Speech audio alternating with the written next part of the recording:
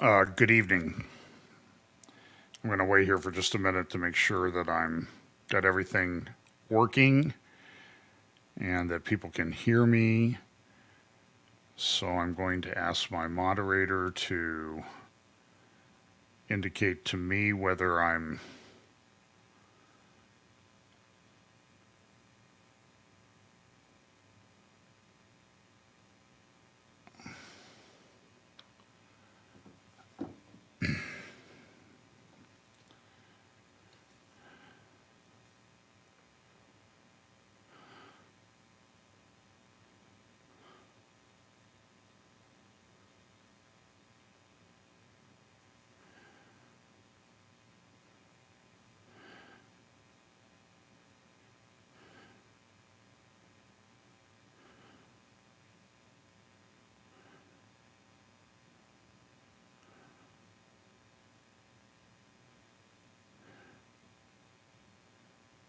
okay. It looks like I'm on, and I apologize for this. This is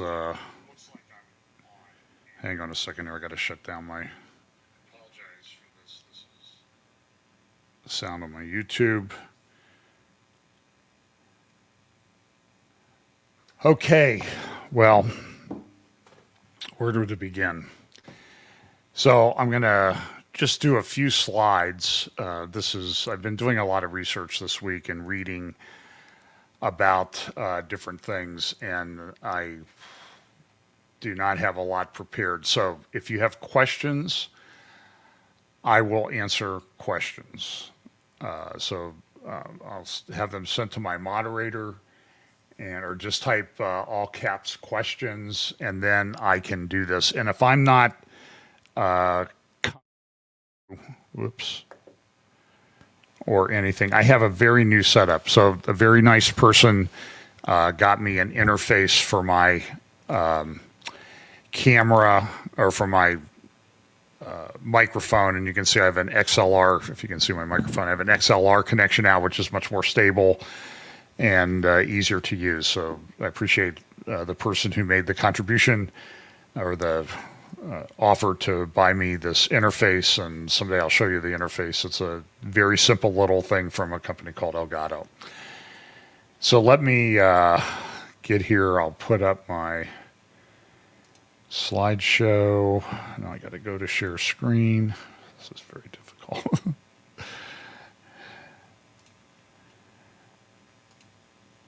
Okay. Should show up.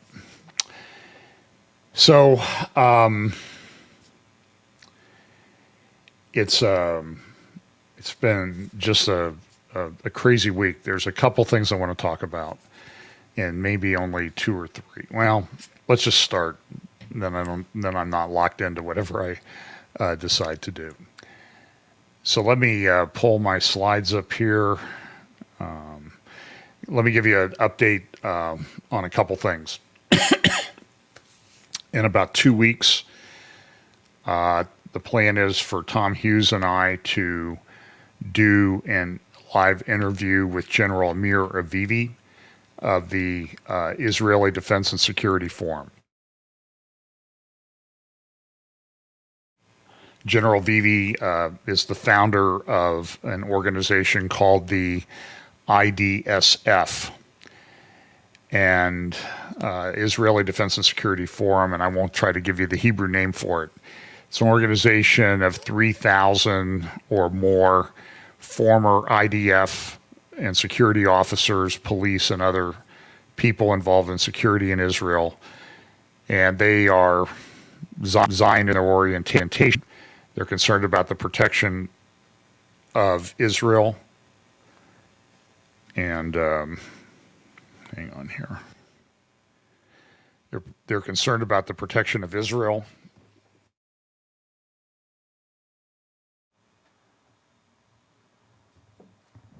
I seem to be clipping a little bit. If somebody would tell me whether the sound is distorted or not, I'd like to know that. You can put that in the comments. So Tom Hughes and I will do that. That's 2 weeks from today. well, it's the week of the 26th. I'm not sure if it's 2 weeks from today, and that'll take place around 2 o'clock, 3 o'clock Eastern, 11 a.m. to noon Pacific. That would be the start time. October 6th, I'm going to do Stand Up for the Truth with David Fiorazo. Next week, I'll do an interview with Pablo at Serpents and Doves. That may be recorded. We may do that live. That's next Thursday at, I think it's 4 p.m. Pacific, sometime in the afternoon. I'll post something about it. On the 25th, we're going to have kind of a special day of remembrance of Pastor Steve at FBC. I'm going to record my update live at about 7:45 a.m.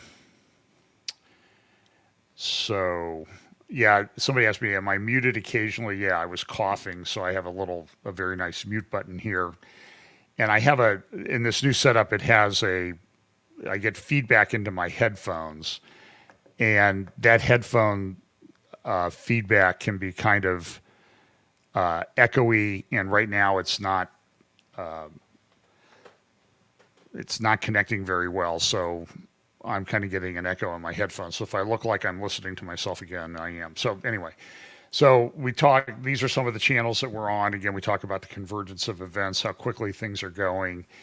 And thus far, it's been kind of an incredible week. Sunday, I talked about the age of uncertainty, and it really is this incredible time that we live in.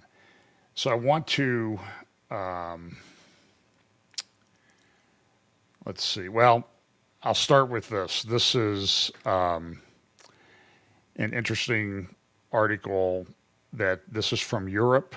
It's causing a bit of a firestorm, and the European people that are involved in negotiating a new Iran deal say they don't think Tehran wants to sign a deal.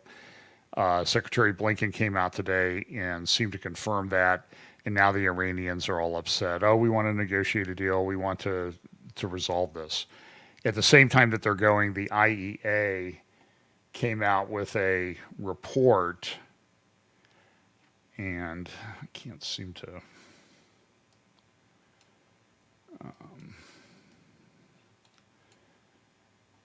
well, let's just say this. The IEA report said that Iran is getting closer to a bomb. They have a breakout time that is very, very short at this point in time. So it's a very fluid situation, and this is putting Israel in a very difficult position as to, okay, what are we going to do? And I have to go to I got to get a better setup here. So Israel has to decide what they're going to do. And I want to refer you back to a talk that General Kohavi did back in July at a conference. And essentially the conference was about, and if you go to Israel Channel 7 on YouTube, you can actually find a pretty good video of this. You'll have to search through the videos for the video in July of 2022.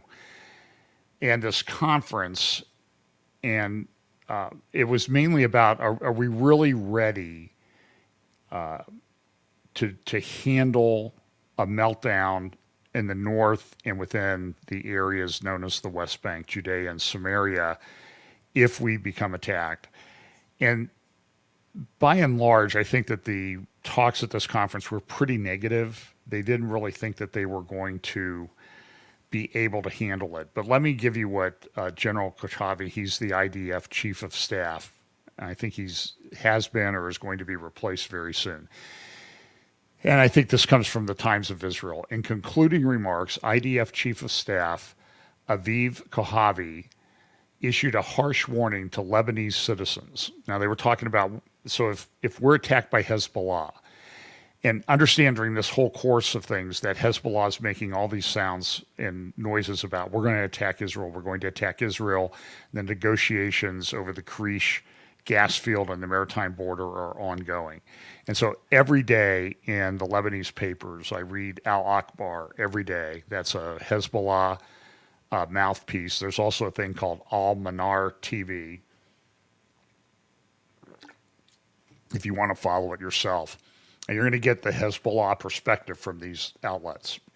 And at Al-Manar TV, if you take the URL, copy it, and post it into Google Chrome, and then when the page comes up, you'll be given an option to have it translated automatically to English. But you have to use Google Chrome for that.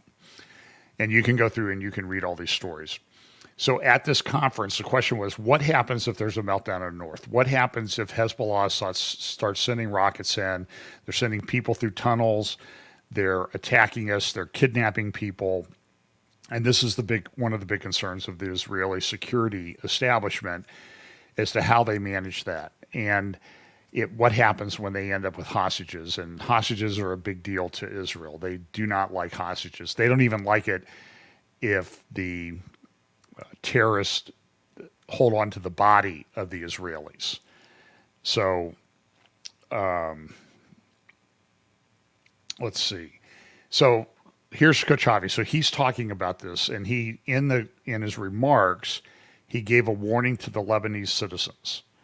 Now, there's a question in a lot of people's minds. Are the Lebanese citizens at all in support of Israel, or are they part of Hezbollah? Hezbollah effectively controls the government. But if you look at the front page of tomorrow's Jerusalem Post, it says that the Lebanese really would join the Abraham Accords if it weren't for Hezbollah, which is kind of an interesting article. Now, I'm not thoroughly convinced that the Lebanese people really want to join the Abraham Accords. Lebanon is in total meltdown. They have virtually no power. Their wheat stores were destroyed in that fire 2 years ago. That hasn't been replaced. It hasn't been fixed. But nevertheless, Hezbollah appears that they're going to be ready, and they claim that they're ready to attack Israel. So here is what Kochavi said at this conference back in July, and I think it was in Jerusalem. He issued a harsh warning to Lebanese citizens. We are on one hand going to strike with immense power, and on the other hand, we will explicitly give them the warning and let them leave, he said. I say from here to the citizens of Lebanon, first and foremost, not only do I recommend you leave from when the war begins, I recommend you leave from the moment tensions begin, before the first shot is fired, because the power of our attacks will be something you have never seen. Kochavi's comments came after the Lebanese Hezbollah terror group's leader threatened Israel on Thursday over Israel's plans to extract gas from a contested offshore reserve, saying that his organization is capable of preventing such action, including by force. And we know that in early July, Hezbollah sent several drones out that way, and they've published these made-up videos on Al-Manar TV and elsewhere where they show the gas field, the drilling rig that in the crosshairs. Those are all made up. Those are fake videos, but they're sending a message. So Hezbollah is really probably the biggest direct threat of Israel in the short term. This continues to be a problem. Here's a picture of an article from Al Akhbar newspaper where they're showing the border region. It's kind of interesting story. I'll tell you a story. So when we went to Tel Dan, probably 2011, when you go to Tel Dan, there's the great, and I've done a number of teachings on Ezekiel 23 at various venues. You can find those on the internet if you're on YouTube, if you're interested. But Ezekiel 23 talks about the northern kingdom and the southern kingdom and how they both acted. It's the two whore sisters of Ezekiel 23, and don't get upset for me calling them whores. That's what Ezekiel calls them, Ahalah and Aholibah. And one represents the northern kingdom, one represents the southern kingdom. And the southern kingdom, or the northern kingdom, had these two important sites that Jeroboam set up after the kingdom split, because he was afraid if people still went to Jerusalem to worship, they would no longer accept him as king. So he set one up at Bethel, and you can go see where that is today, and you can go to Dan, where the other one was set up, and you can see where the altar was, where the high place was, where the golden calf was set up. After the War of Independence, when the Arabs attacked Israel in 1948, that led to an armistice in 1949. As a result of that armistice, the border, the Syrian-Israel border, was just to the north of the Tel at Dan in northern Israel. It remained that way until 1967. As they prepared, they knew they were going to war with Syria, so they came to Tel Dan to dig foxholes. And you can go there today, and you can still see the foxholes that were dug back in the 1967 war. And interestingly enough, when the Israelis set this up, what they did was they called in archaeologists and historians and said, okay, will we damage anything of archaeological significance if we put our foxholes here? And they told them where they could dig, and you can go there and see them to this day. Well, of course, Israel captured that area. If you stand there on the north part of the Tel by the high place where the golden calf was, and you look to the northwest, you will see a village up on the hill. It's called Gejar. That's how one group pronounces it. It has a number. It's an Arabic village. At the time of the 6-Day War, that village was inside of the Lebanese border. So you had Syria, Israel, Lebanon all coming together right there at that place. And it's maybe a mile, mile and a half up a hill, and you could clearly see it from the Tel. After the 6-Day War, the elders of the village, a few weeks after the war, they came down towards the Israeli soldiers that were at Tel Dan, and they were waving white flags, and they said, hey, we're starving up here. Nobody's feeding us, and we want to be part of Israel. So they made it part of Israel.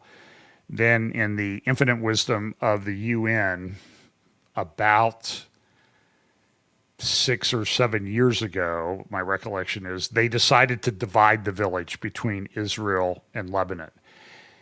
But it's effectively been a closed village to Israelis. But I was reading in Israel Hayom the other day that there's a tremendous amount of tourism, that Israelis in the southern part of Israel want to go to the north, and they're going up to Lebanon, and they're going to this village. So it's still kind of a friendly area, but this is in the border region where there will someday be at least one war, if not more.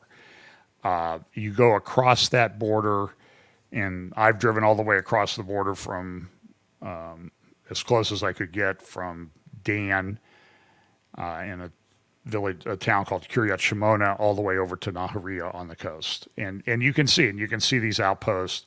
They call these Hezbollah set up towers like this, and they call them environmental observation posts. It's a bunch of fake stuff, and this is to gather intelligence. So along that border there then, and so now they have this gas field here. Alma Research in Israel did a very good report the other day summarizing the statements since June that Hezbollah has made, that Nasrallah, the head of Hezbollah, has made threatening Israel. And some of those were referred to in that article where I told you what Kohavi said, where Kohavi warned the people of Israel, if we are attacked, you will see a show of force like you've never seen. If you remember back about 2017 or 18 at the not at the Netanya conference put on by one of the Israeli strategy groups, the head of the Israeli Air Force made similar statements. Now, this was 4 or 5 years ago, before Israel developed some of their technology with drones and other missiles and lasers and that sort of thing. And the head of the Israeli Air Force at that time said that what had what had taken Israel 37 days to do in the Second Lebanon War in 2006, Israel would do in 24 to 72 hours. And that it would be translating it from the Hebrew, it would be shock and awe like you've never seen. So this has been a big issue for Israel for a long time. Now, all this time that's gone on, Hezbollah continues to dig tunnels. Some of these are very sophisticated, and the goal is to get into northern Israel, grab some people, hold them hostage because they know that Israel may modify how it acts if there are hostages. And their goal is to inflict a lot of casualties and chaos in the north.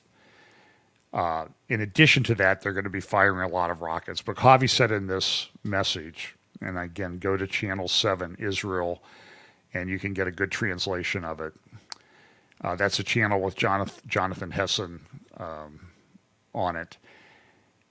Kachavi said, we're not going to let this happen. We're going to attack with everything that we have. So Nasrallah continues to threaten. Energy, and interestingly enough, they put up this report and they said, hey, we're on track for gas within weeks. They were supposed to start September 1st. They didn't. Of course, Hezbollah takes that and spins it through its propaganda machine and says, oh, look, they're afraid to drill because we've made these threats. And it may be that it's just there's some logistical issues that Energean is dealing with, and they're not ready to extract the gas yet. Amos Hochstein, who is the U.S. representative, is shuttling back and forth between Israel and Lebanon, trying to reach an agreement. He's in the region as we speak. Many people in Israel, on the conservative side, they view this as that these negotiations are even taking place as insanity. We don't negotiate with terrorists, and clearly Hezbollah is a terrorist organization. But be that as it may, it appears that this is leading to some kind of confrontation in the near future. Let me speak about one confrontation as well. Well, actually, here's the article that I was talking about from the Times of Israel. Were it not for Hezbollah, Lebanon would normalize ties with Israel. Now, that's kind of interesting in light of the conflict, in light of some of the people in Israel think you could never negotiate with them. They shouldn't be part of the Abraham Accords. And we know that people are pushing the Abraham Accords. And I suspect that when the king in Saudi Arabia passes away, that you may see Saudi Arabia come into those Abraham Accords. And you may see things kind of accelerate in terms of some kind of resolution to things in this region. There's a proposal that the Saudis have floated about what would be a true two-state solution. It wouldn't be Jordan, the West Bank, and Gaza and Israel, which is a four-state solution. It would be a two-state solution. Jordan, given control of Gaza and the area known as the West Bank, really Judea and Samaria, and Jordan, it's called the Hashemite Kingdom of Palestine. And this has been floated by people close to the Crown Prince of Saudi Arabia. So just pay attention to it. I don't know if it'll ever go. I think the whole thing is insane. And we know that this scripture speaks very strongly against people dividing the land. Now, I mentioned a number of times that one of the things that plays into this end times scenarios, I think, are demographic problems. Russia has a demographic problem. Europe has a demographic problem. Spain has collapsed. Japan, even the U.S. has fertility problems. I mentioned a little bit about that last Sunday. But in Iran right now, this is from a report that was on the Los Angeles Times website today. It'll probably be in tomorrow's paper. Iran is urging people to have babies and making life hard for those who don't.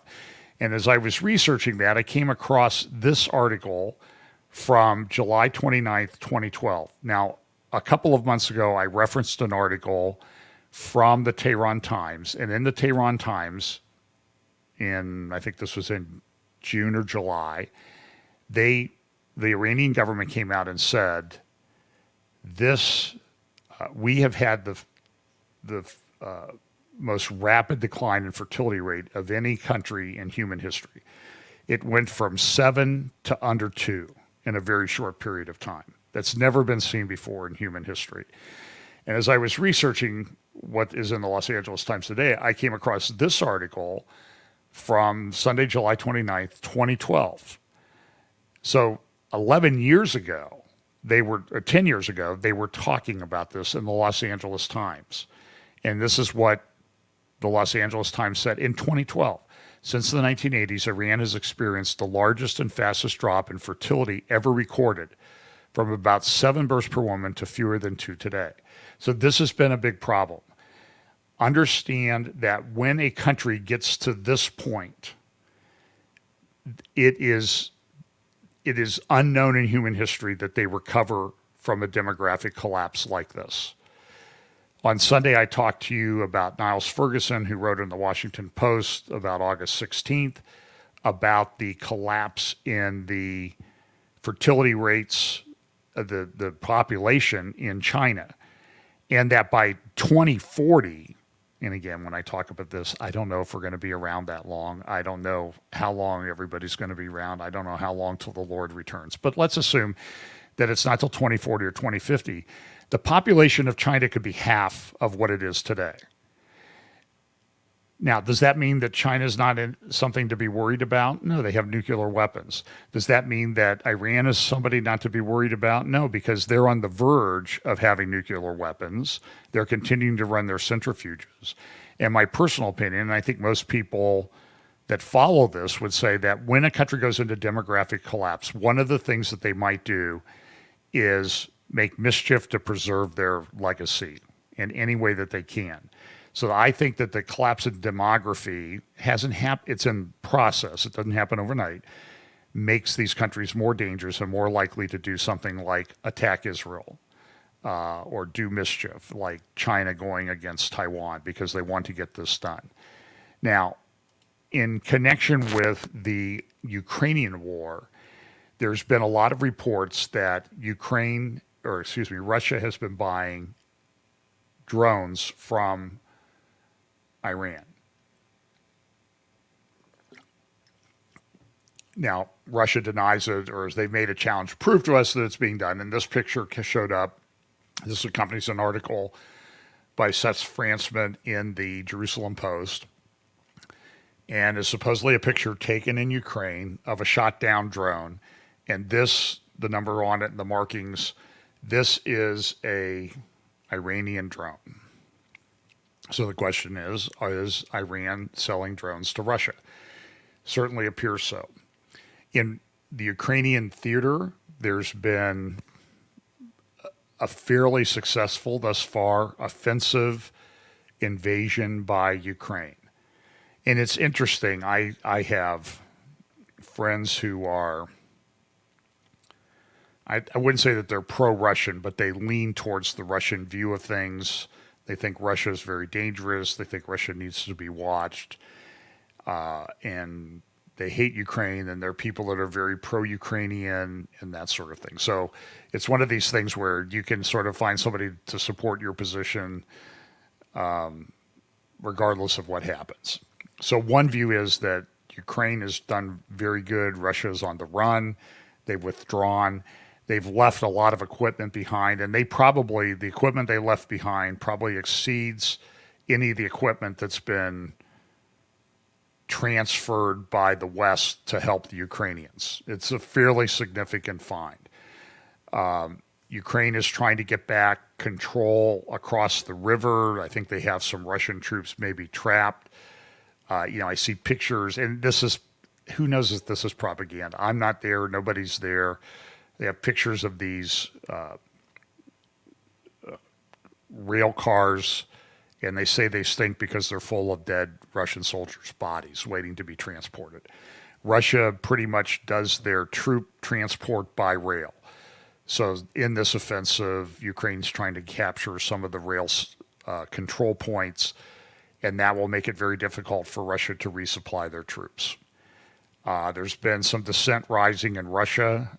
And again, you have to filter this all through that there's Ukrainian propaganda, there's Russian propaganda, and then someplace in between those, there's probably the truth. But Russia has not done, my view, I don't think Russia's done as well as anybody thought that they would do in this war. Everybody thought they were just going to roll through there And now Ukraine is actually taking back a significant amount of territory. Now, the pro-Russian people will say, oh, don't worry about that. Ukrainians have put themselves into a trap, and Russia's going to do a pincer move, and it'll be over for the Ukrainians. And that could possibly happen. But certainly, I don't think anybody thought that 7 months after Russia invaded that we would be sitting here talking about it on these terms. Let me go back here. I usually have a little scroll bar at the bottom of my window, but for some reason, it seems to be missing. So I have to kind of... Okay. So let's look at this. Okay, so this is domestic politics for the U.S. people.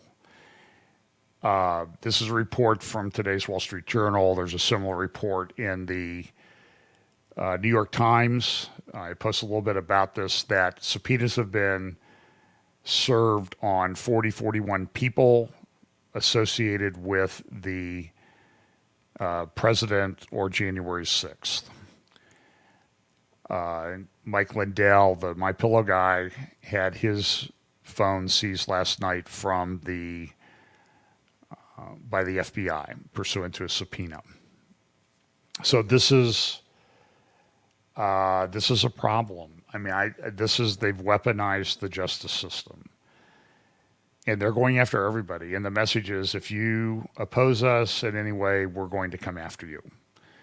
I don't like it. Here's Hank Johnson at a hearing today. He said that the parents who go to school board meetings are just like the people who stormed the Capitol on January 6th. And so we now live in this incredibly divided country. It's unlike anything that I've ever seen.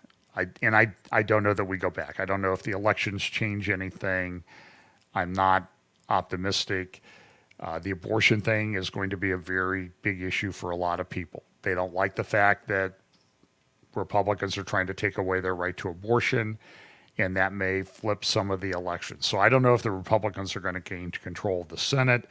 I think they still have a possible chance of gaining control of the House, which means we only have divided government, and nobody's going to stop the Biden administration from doing whatever they want to do.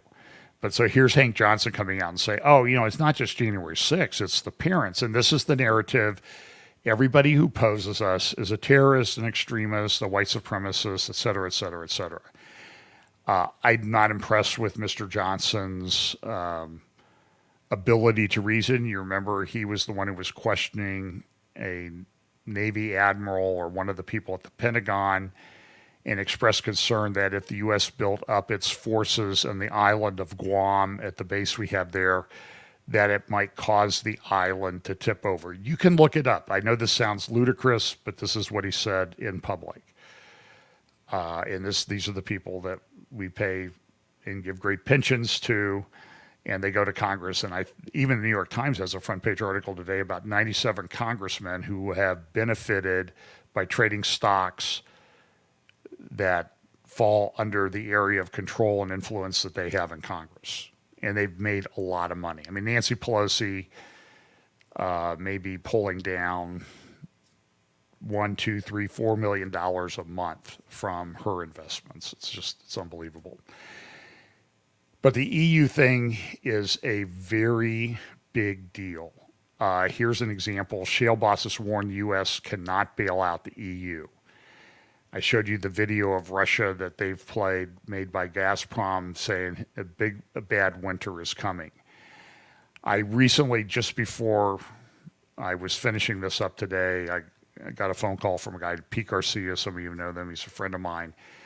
And he sent me a Rand Corporation report, confidential report that was sent to a bunch of agencies and the Democratic National Committee back in January, talking about how they could make Germany more dependent on us. I haven't had a chance to vet that. You can look it up. You can find it on various websites out there. It's a Rand Corporation report, marked confidential. I think it's dated January 22nd, 2022. and it does include the distribution list, including the DNC, which is the Democratic National Committee. I think DHS and some others. And you might want to look at that. I haven't been able to authenticate it, but it is passing around out there. I just wanted you to know I was aware of it. You don't need to send me additional copies of it.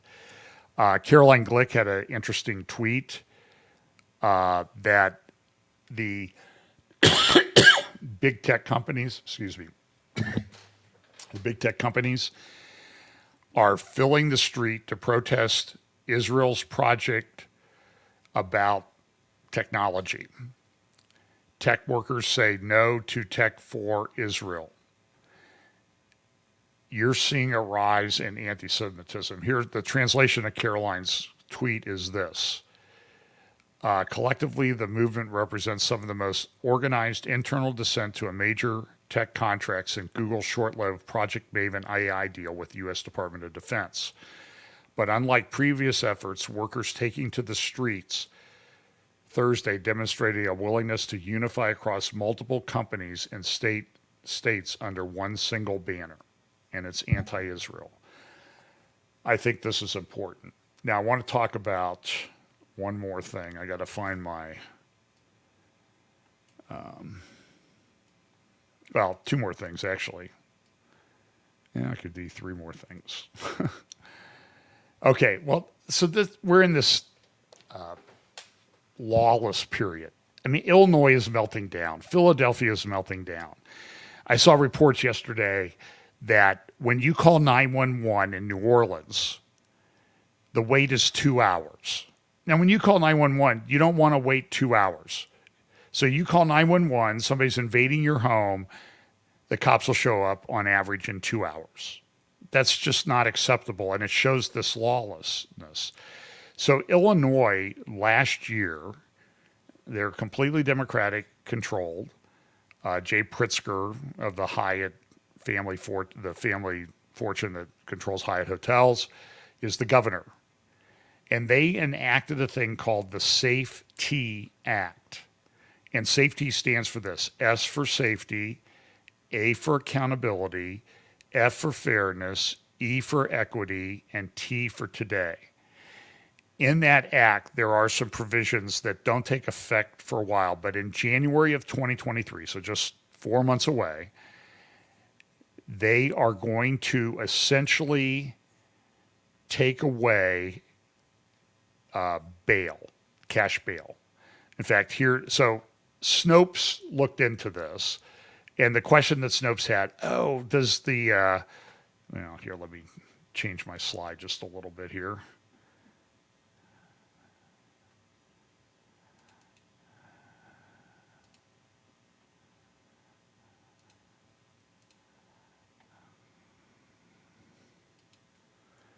So I want you to look at this because this is kind of interesting.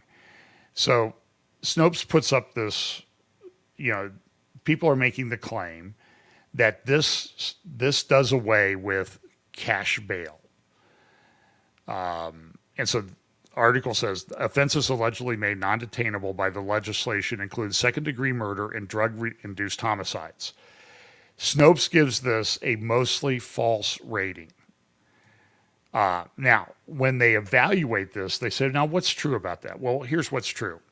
The Illinois Safety Act was signed into law in February 2021. Within that legislation is the Pretrial Fairness Act, which will go into effect January 1st, 2023, eliminating cash bail and all pretrial release decisions.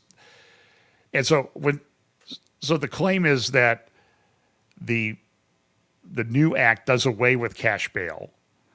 Snopes comes in and says, that's mostly false. Oh, really? Well, what's true? Well, in their own evaluation, this is a snapshot of their own website. It eliminates cash bail in all pretrial release decision. That is true.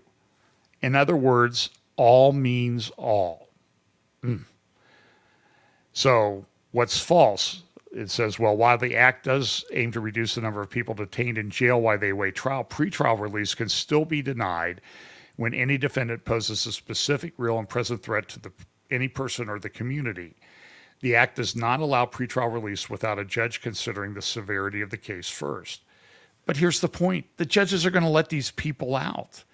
They're already doing it under the same bail standards that are in this act, but the act has a thing where the presumption is you're not allowed to charge bail. The whole thing is just absolutely insane. In Canada, they're coming out, this is from a month or so ago, they're coming out with a digital identity.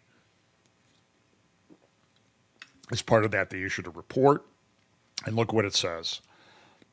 2/3 of Canadians feel that a collaboration between the government and the private sector is the best approach to creating a pan-Canadian, that means a digital ID framework for all Canadians.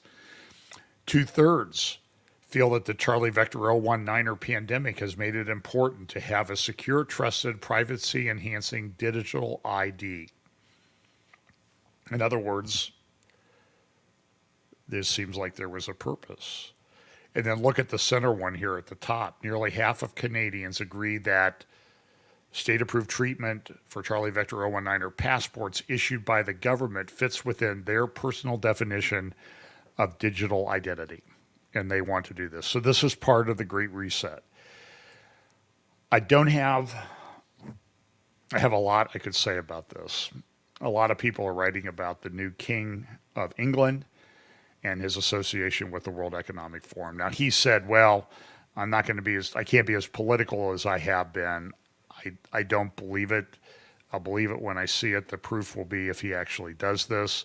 And remember, it was on June 3rd, 2020. Now, Clarence House, this is Prince Charles' official Twitter account. As we move from rescue to recovery, therefore, we have a unique but rapidly shrinking window of opportunity to learn lessons and reset ourselves on a more sustainable path. It is an opportunity we have never had before and may never have again. We must use all the levers we have at our disposal, knowing that each and every one of them has a vital role to play. And I want you to remember what it was that Charles said back in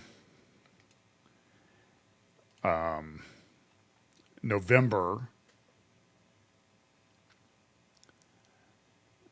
at the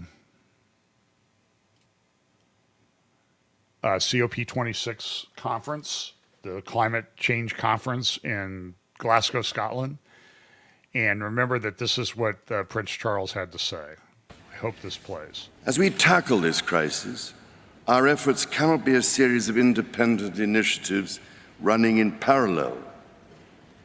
The scale and scope of the threat we face call for a global systems-level solution based on radically transforming our current fossil fuel-based economy to one that is genuinely renewable and sustainable. So, ladies and gentlemen, my plea today is for countries to come together to create the environment that enables every sector of industry to take the action required. We know this will take trillions, not billions of dollars. We also know that countries, many of whom are burdened by growing levels of debt, simply cannot afford to go green. Here we need a vast military-style campaign to marshal the strength of the global private sector. With trillions at its disposal, far beyond global GDP, and with the greatest respect, beyond even the governments of the world's leaders, it offers the only real prospect of achieving fundamental economic transition.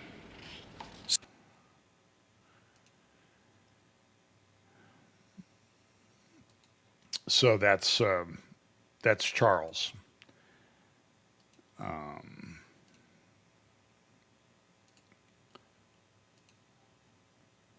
So I don't know. Look, I know he's just sort of a figurehead. Now I look like I'm in the time tunnel from back in the 60s. So listen, he has influence. The royal family controls a fortune of somewhere around $28 billion. There are a lot of people that think that Prince Charles is a candidate to be the son of perdition. I'm not sure I agree with that. But you're going to see a revival of that over the next few months. There was a book many years ago called, I think it came out about 1999, called "The Antichrist and a Cup of Tea," and so that's going to be making the rounds again. I'm not convinced that he is. I think it's kind of a distraction. So let me finish with this, because I think this is the biggest news, and I'll finish up with this. I don't even know what time it is. I think go way too long. So this was released by the White House on Monday. And actually, over the last couple of days, the White House has had a conference at the White House to discuss this particular issue. Now, I personally think this is the biggest deal of the week. The White House issued this thing called Executive Order on Advancing Biotechnology and Biomanufacturing Innovation for a Sustainable, Safe, and Secure American Bioeconomy. If I could summarize this, this is transhumanism on a very large scale. Now, I want you to understand the context of this. There's been no talk. For example, if this was legislation, they would have hearings, people would argue, people come in and argue against it. They would say you need to consider this. There are religious implications, there are philosophical implications. But this was done by the administrative, I guess what you would call the administrative state. And they think this is a big deal. This is not, when you read through the comprehensive nature of this thing, and when you print it out from the web page, it's 20, 25 pages long, depending on how you configure the printing. It's not an inconsequential thing, and it is being set out, okay, we need to study this. We're going to fund it with $2 billion. And they had a conference the last day or two at the White House to talk about this. They've appointed somebody to be a director of this. I can't remember her name off the top of my head, but she was in biotechnology and at one time was in DARPA, and she was a head of bioenhancement in altering human beings genetically. I'm not making it up. You can go look up her expertise. So I think this is very significant. So if you look at section 1 of this, it says this: it is the policy of my administration to coordinate a whole of government approach to advance biotechnology and biomanufacturing towards innovative solutions in health, climate change, energy, food security, agriculture, supply chain resilience, and national and economic security. Central to this policy and its outcomes are principles of equity, ethics, safety, and security that enable access to technologies, processes, and products in a manner that benefit all Americans and the global community, and that maintains United States technological leadership and economic competitiveness. So this is not something that just somebody last week said, hey, we got an election coming up. We need to put out a big thing about biotechnology. By the way, I don't know if you saw at the White House, inflation is approaching out of control. The markets had the biggest drop in years yesterday in terms of a percentage. You cannot look at things optimistically. You look at what's happening in Europe, the collapse in energy. Switzerland is now considering or has passed legislation that if you put your thermostat above 66 degrees this winter, you could go to prison for 3 years. I have heard, somebody sent me something from Texas and elsewhere. I have received reports. I've not been able to confirm this. I don't want to create panic, but people have told me that they've been being told in Texas that you're going to have to keep your thermostat at a maximum of 64 this winter. And that's because they've made so much, such a large percentage of the grid renewables. And if those renewables go down, there's not an always up part of the grid to fill in for it. Fossil fuels was one of the greatest discoveries, and I don't think fossil fuels is an accurate description, but let's call it that since everybody says that's the term everybody uses. The energy that you can pack in a gallon of gasoline, the batteries that you would have to get that much energy is incredible. And the cost and weight and all of that is just incredible. And so what this whole thing about, it's not about being green or anything about this. Ultimately, it becomes about control. And it becomes about control about elites that are, I mean, you can do a direct connection between the World Economic Forum, their global leader network, and these various governments. Netherlands, Canada, New Zealand, I think Australia, and our country. And so even in our country, in the face of pretty bad inflation, there was former President Obama at the White House yesterday for his portrait, the portrait unveiling of he and his wife, Michelle, and saying that Biden has improved everything in the country since he came into office.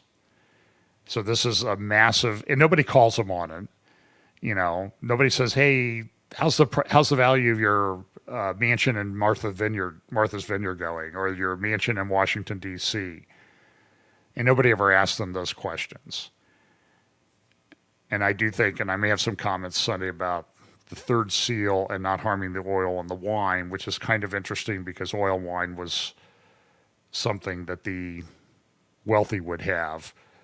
And so the third seal says, don't harm the oil and the wine, protect the property of the wealthy.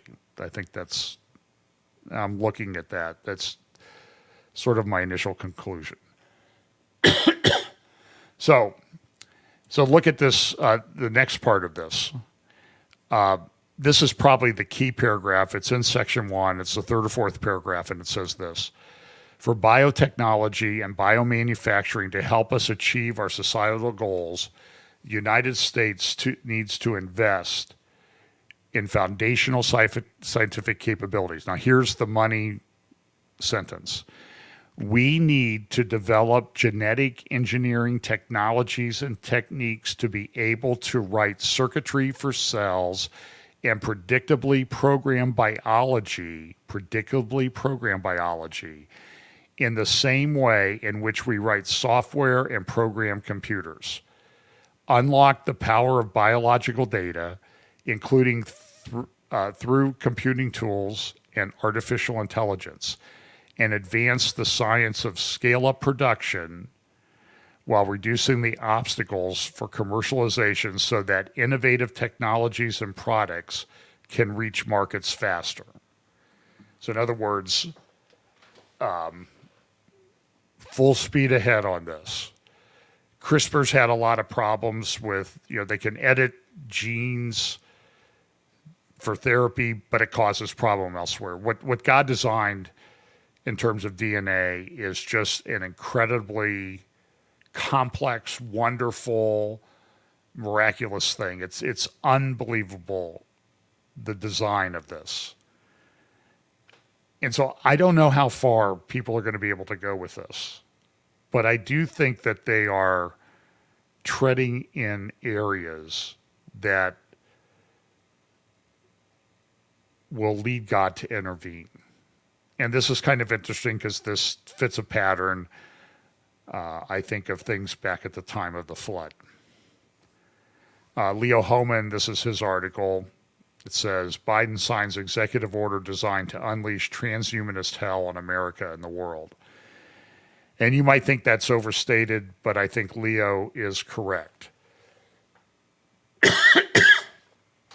Excuse me. Here is section 3. Harnessing biotechnology and biomanufacturing R&D to further societal goals. Within 180 days of the date of this order, the heads of the agencies specified in the prior subsections shall submit reports on biotechnology and manufacturing. And look at what this is about. Now, they're hiring somebody to head this up that is former executive head worker with DARPA, and biotechnology person. And this is what they want to accomplish with this: further societal goals related to health, climate change, and energy, food and agricultural innovation, resilient supply chains, and cross-cutting scientific advances. I would submit to you that it says 180 days.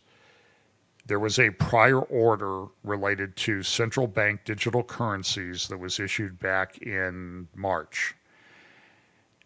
There are some that believe that they're going to try to roll out the central bank digital currency in December. I don't know if that's going to happen, but I am very confident that the mentality behind this biotechnology and biomanufacturing executive order is the same mentality behind the central bank digital currencies, which by all estimates will be programmable and will include within them social credit scores and that type of thing, where you will go to the store and it will say, Mr. Haller, you know, we weighed you when you came in. We think you need to lose some weight, and we're not allowing you to purchase, you know, ice cream or potato chips or whatever. Maybe you could go get the baked Lays, and you'll get by with those. This does have Mark of the Beast type stuff written all over it. And this just came out in the midst of all this. Like, everything is going so well for the Biden White House that they thought, okay, we'll just drop this one on everybody. And I think this is a very big deal. So I'm going to take some questions here. Let me clean up my thing. And I know you like it better when I'm smaller, but that's too bad. So if there are any questions, Linda, you could help me out. You could put them into Facebook Messenger maybe. Okay, question. Do I think there will be a drones war? I think that drones will be involved in these wars of the end times. Now, whether those are specifically referred to in prophecy, understand that John, Ezekiel, and others who are writing about these wars, they were sort of putting things in their own language. So some say, well, you should take them literally. When it says horses, it means horses and nothing else. I'm not of that mind. I think that they were trying to describe the things that they were seeing.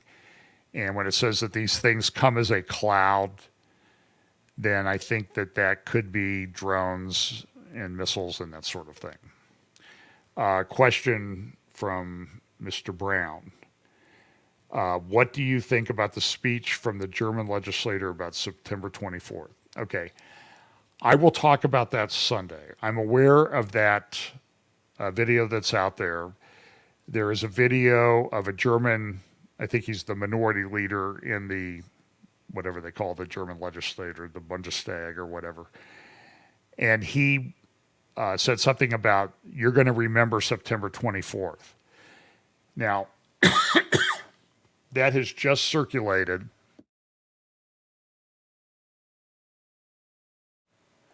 That's just circulated this week. As best as I can tell, that video, I have a link to it someplace.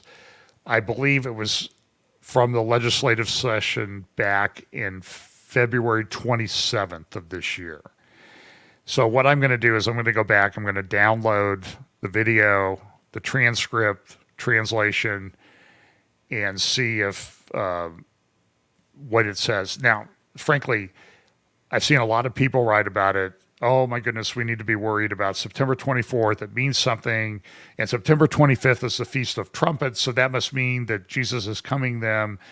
And so you see this, all of this speculation running wild.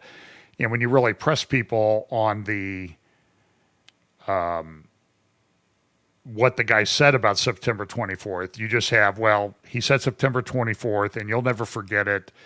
He wasn't really specific, and it did look like the legislators in the hall were a bit concerned. But I know what it is. I need to go back and pull out the translation. And if we get to September 25th and nothing's happened, then we'll know that it was nothing to have worried about. But then again, if something happens, then we'll know, oh, we should have paid more attention to that. But I don't know what the answer is, to be honest with you. So here's a question.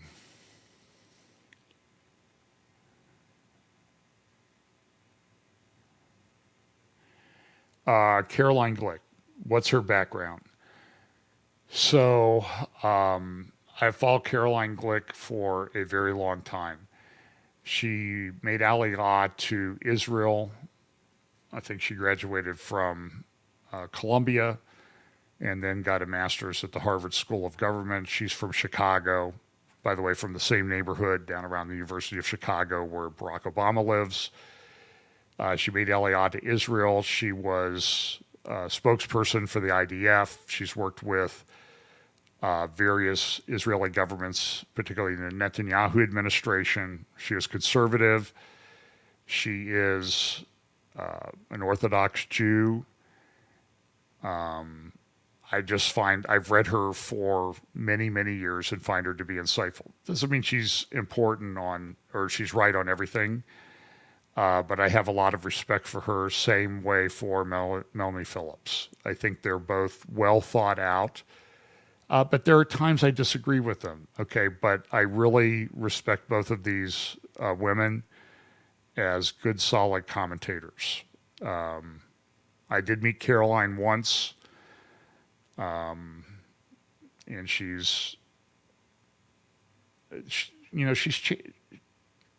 got married. She's got a couple kids now.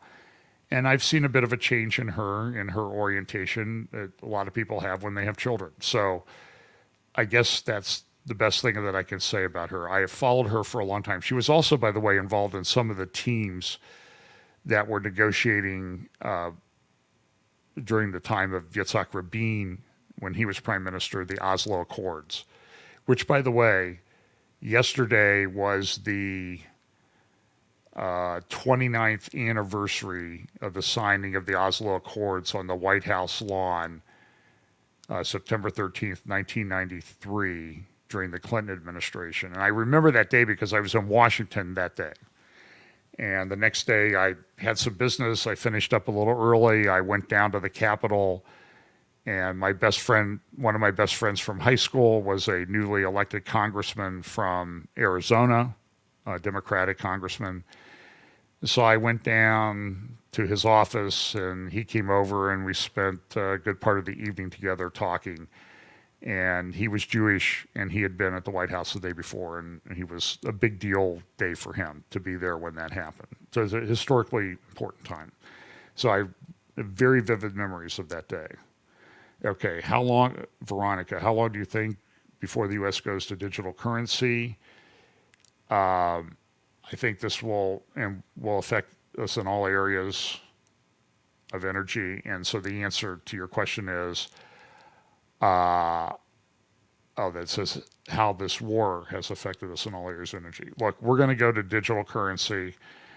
I think it's almost inevitable. I don't think that they're ready to do it in December.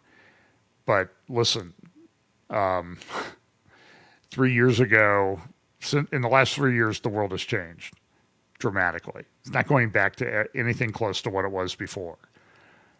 And so these things come about very quickly. So look at just what was issued by the White House on biotechnology.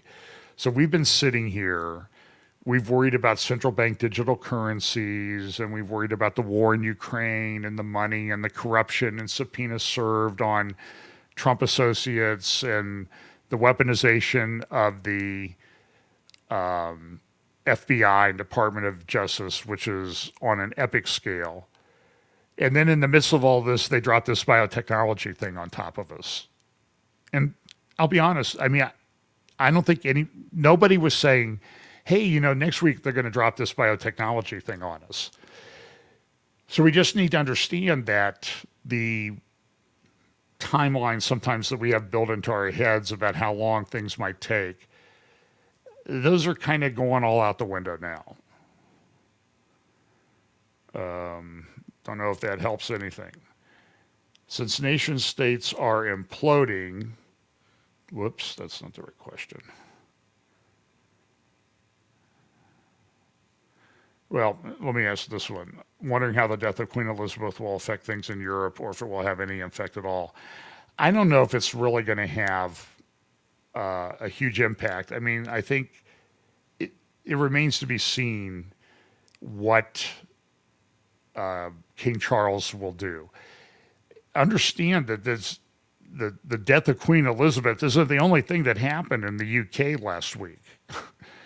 Liz Truss, the last major or the last important meeting with anybody outside the family that the Queen had was on Tuesday. She died on Thursday. She met with Liz Truss and gave her the authority to go form a government. So, and Liz Truss has said things in the past that I'm sure she doesn't hold to now. I've seen videos of her saying this or that, and maybe she's a World Economic Forum person. The proof will be what she does. But just suffice it to say that we don't just, in the UK, they just don't have a new king who doesn't have much political power anyway, but he can influence things. But we have a new prime minister, and everything's in turmoil, and it's going to be a difficult winter in Europe, to say the least. So, okay. Now, I keep pushing this to go up with this one, and I'm not sure why. Well, let me see if I can.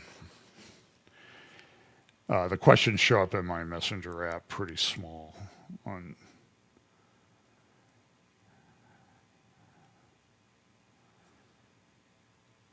So there was one question about the collapse of nation states. I can't read the whole question. Oh, could we be closer to the 10 regions that are mentioned in the Bible? And the answer is, I don't know. Here's sort of the issue in Bible prophecy sometimes is I try not to be very dogmatic. And so a lot of people will then accuse me, well, you're just squishy and you're just trying to get along with everybody and that type of thing. And I'm just saying is I'm sitting here looking at what's happened in the last 3 years, and I can tell you nobody called it. Okay, nobody called it in the way that it unfolded. So what does that tell us? It tells us that we need to be kind of paying attention and nimble and not too dogmatic. So I will have friends who believe that the final beast empire is a revived Roman empire from Europe. I'm just telling you, Europe is nothing right now. Germany is imploding financially. If there's not a change in the gas energy situation, it's going to be a very dark winter for Germany. You're seeing things change. Sweden elections yesterday or the day before, I guess yesterday, appear that they elected or moved towards more populist nationalist people. And that's happening in Italy and elsewhere. So the face of Europe is changing. Now, some say the Club of Rome put out 10 regions of the world. I'm just saying is maybe it's not Europe. Maybe it's not the 10 regions of the Club of Rome. Maybe it's the 10 nations that seem to be mentioned that seem to be coming together in this Abraham Accords thing. I'm not putting all my eggs in any basket right now. I just think that we know we have a framework and we need to be open to it. But here is my concern sometimes in Bible prophecy. And I see guys out there with this theory, that theory, that theory. And they study their theory. I said this 8 years ago at a conference in Dublin, Ohio. And they become very expert in their theory, very knowledgeable about their theory. And then what they do is they turn their theory into a hammer. And then everything in the world becomes a nail that they can pound on that with their hammer to fit it into their theory. So, for example, I will see people who believe that it's a European revived Roman Empire based in Western Europe is the final beast empire. So they will look at the things that happened this week. So Germany is falling apart. You got this guy mentioning September 24th, something happening. And then you have Germany saying, well, we need to become a strong defense army military country in Europe. And so they say, see, Germany's reviving the Roman Empire. And I don't know that that's true right now. They're in serious financial shape. I mean, go read the Financial Times. Germany's, I don't know what's going to happen. Okay? I do know that they were set up for this by Angela Merkel and her World Economic Forum friends. You have Macron, who just won an election in France, who a lot of people have said was a candidate for this final world ruler, coming out and saying the age of abundance is over. So I just think that we need to be looking at things and not too dogmatic right now, because the best proof of how the prophecy plays out will be when it actually happens. Then we can say, oh yeah, that's the way it was going to work out. So that's my own view, and I know a lot of people don't like that, but I've been around this for a very long time, and I've had different views as to how this comes together. So I've had different views on this final Babylon. Some I don't like, some I do like, some I lean to, and sometimes I think maybe we're trying to put it in too much of a little box. Because and somebody asked me a question once. I mentioned a desert, I think in an interview with Tom Hughes. It says in Revelation 17, I don't have my Bible open, but I think it says the wilderness. And, most wilderness areas, a lot of them are deserts, particularly in the Middle East. And I think this is the epicenter of where all this stuff is going to unfold anyway. So let me just take a quick look at some comments. Yeah, Suzanne said Babylon is the world under the power of Satan. And I tend to agree with that this is not, it's a big evil system that's coming. And I think we see a lot of the components of this and how this might play out coming together. And now we have, still what most would consider the most powerful country in the world pushing for transhumanism on an epic scale, and coming out with central bank digital currencies possibly very soon that will be programmable. Dave, you asked a question up the thread here. I kind of lost it. Where is that?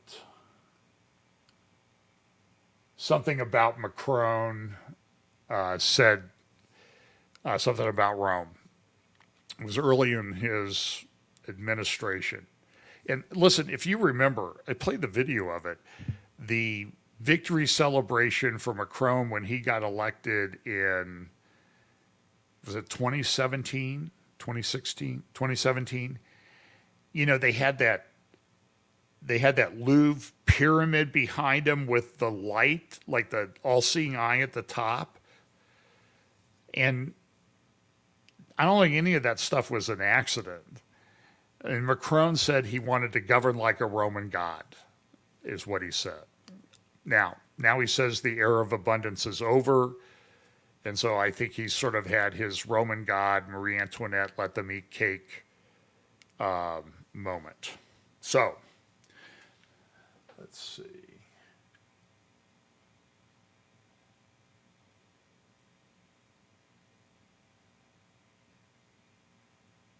Let's see. Remember.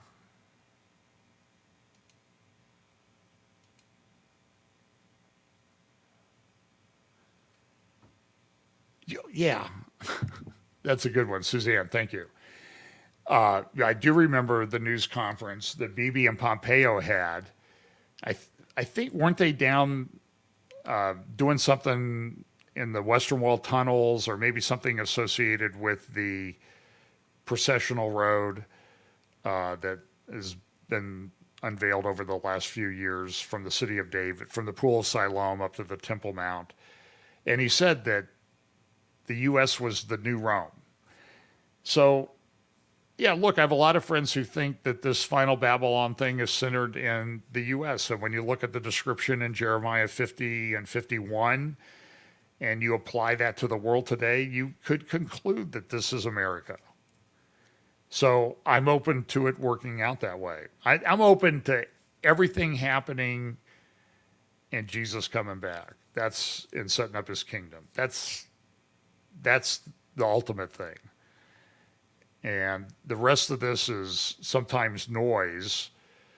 But here's the deal, is that we're at a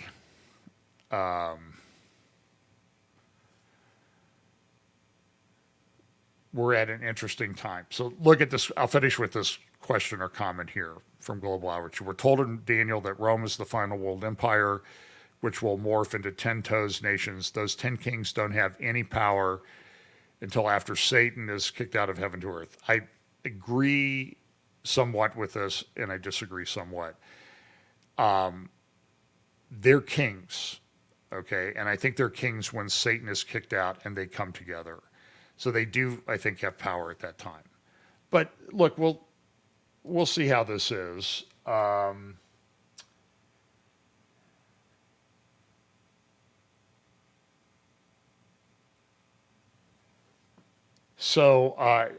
Look, some people are asking me questions about JD on Sunday. And I know Amir Sarfati put up a video about it, and I think I agree with Amir's comments there. I had friends who were in Manhattan and had planes fly over their head, and there was no question that they were planes. I don't know that the technology exists to make holograms on that scale. I've not seen it in any other instance. I'm sorry, that's just my opinion. I also had a friend who was an air traffic controller who had just picked up Flight 93 when it was taken over by hijackers and listened to the whole thing. And it still bothers him 21 years later. It was a plane, okay? And that's what I think. And I have many photos taken outside the Pentagon where there are silver metal pieces where that has part of the American Airlines logo on them. That wasn't a cruise missile. That was an airplane. And I had a friend I had a couple of friends who were there and watched it go in. So that's my conclusion. Everybody's entitled. It's the Laodicean world and church. Everybody's entitled to their own opinions. But I think we need to be very careful about what we say. I think we need to be careful about our speculations. I've seen some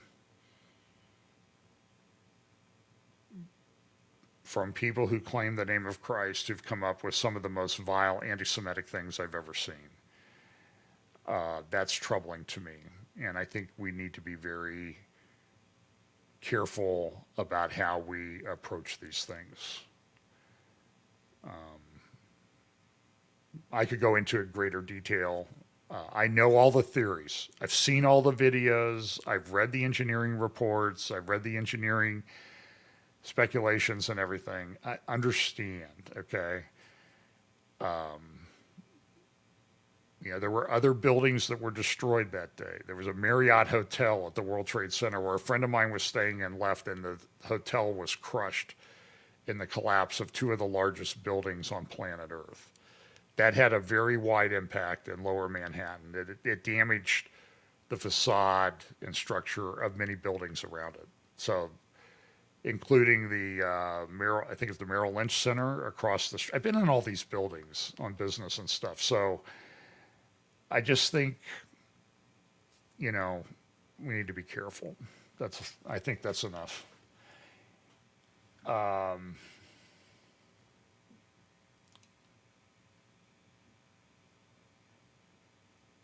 Yeah, Jason, I think this is a good comment to end on. We'll know we're Christians by our love. So I don't want to cast aspersions. Okay, I'm going to give you what I think I see, and you can evaluate the opinions of others. But we do have to be very careful about how we demonstrate love for one another. In any church, even at FBC, we have some pretty heated discussions sometimes. But we have to remember that the characteristic of Christians that Jesus and John and the apostles say is our love towards one another. And sometimes I don't think that we're very good at that. I've seen people fail.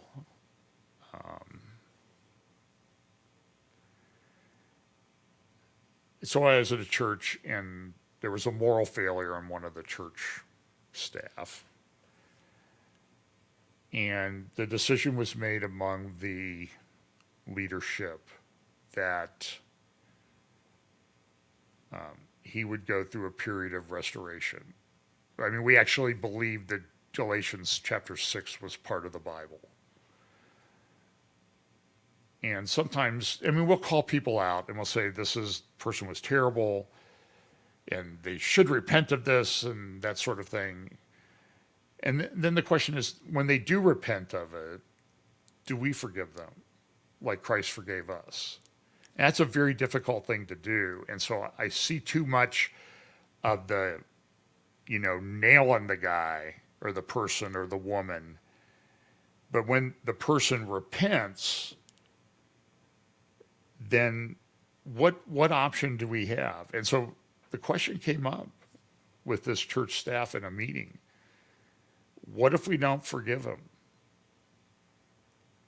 And the pastor just said, didn't know we had an option.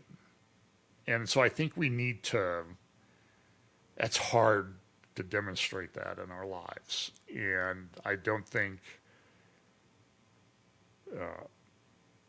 we do a good job of it sometimes. And so I try to, okay? And I've been very wronged at times, believe me. But, I have to, if the person is repentant that did that, then forgive them like Christ forgave you. I mean, by what concept of grace do we make them have to go through some kind of absolution? And maybe they're not sincere. That'll be apparent pretty soon. Anyway, I just think we need to be careful. So, Jason, I appreciate you bringing that up. And I don't do a very good job of turning off these comments. So, there we go. Anyway, I thank you for listening. So, Sunday, I'm going to be doing both services at FBC, a sermon on part of John 15 in the first hour. And boy, John 15 is like, I don't know if I like that, parts of it, but it's the words of Jesus. In fact, the words he gave to Jesus just not too long before he was crucified. So in that concept of famous last words, those are pretty important words that he had to say to us. So anyway, thanks. I'm going to shut this off. God bless all of you, and thanks so much for listening.